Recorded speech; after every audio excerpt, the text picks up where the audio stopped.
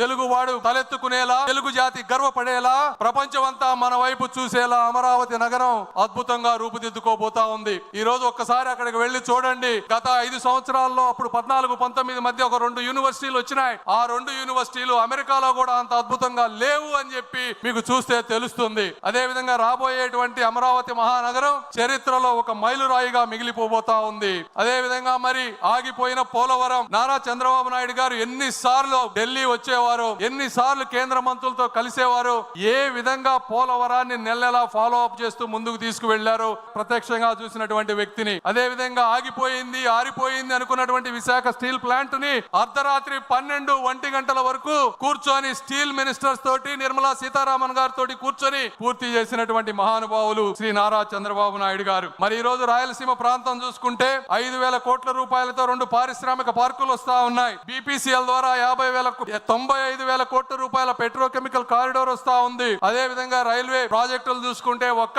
ఈ సంవత్సరమే 9,000 కోట్ల రూపాయలు రైల్వే డబులింగ్ కి, ట్రిపులింగ్ కి, అదే విధంగా అద్భుతంగా తీర్చిదిద్దే రైల్వే స్టేషన్ల కోసం అన్ని ప్రాంతాల్లో ROBలు, RUBలు, వందే భారత్ ట్రైన్లు ఇవన్నీ వస్తా ఉన్నాయి. ఒకప్పుడు ఆంధ్ర రాష్ట్రానికి కేంద్ర బడ్జెట్ లో రైల్వేకి 1000 కోట్లు కూడా ఉండేది కాదు. అలాంటిది కేవలం ఒక్క సంవత్సరంలో 9,000 కోట్లు, 5 సంవత్సరాల్లో 50,000 కోట్ల రూపాయలు ఈ రోజు వస్తా ఉంది. మన ఇండియాలో ఈ రోజు మీరు తీసుకుంటే అత్యధిక వెడల్పు ఉన్నటువంటి రోడ్డు 14 లైన్లు ఉన్నటువంటి రోడ్డు, అది 160 ఫీట్లు ఉన్నటువంటి రోడ్డు. ఇదే ఇలాంటి రోడ్డే అమరావతి ఔటర్ రింగ్ రోడ్డుకి కేంద్ర ప్రభుత్వం ప్రతిపాదించింది. అయితే నారా చంద్రబాబు నాయుడు గారు అన్ని 230 ఫీట్ల రోడ్డు కావాలని అడిగారు. అమరావతిలో అక్కడ జనం లేరు, ఎందుకు మీకు అంత పెద్ద రోడ్డు అంటే నారా చంద్రబాబు నాయుడు గారు చెప్పినవి, సార్ నేను ఉంటానో ఉండనో తెలియదు. ఈ రోజు మీరు హైదరాబాద్ చుట్టుపక్కల చూస్తే ఒకప్పుడు అక్కడ కూడా కార్లు వెళ్లేవి కాదు. ఈ రోజు అక్కడ ట్రాఫిక్ జామ్ అయిపోతుంది. అయితే నాకు తెలుగు జాతిపై ఉన్నటువంటి ఒక నమ్మకం, ఆంధ్రప్రదేశ్ ప్రజలపై ఉన్నటువంటి ఆ స్ఫూర్తిపై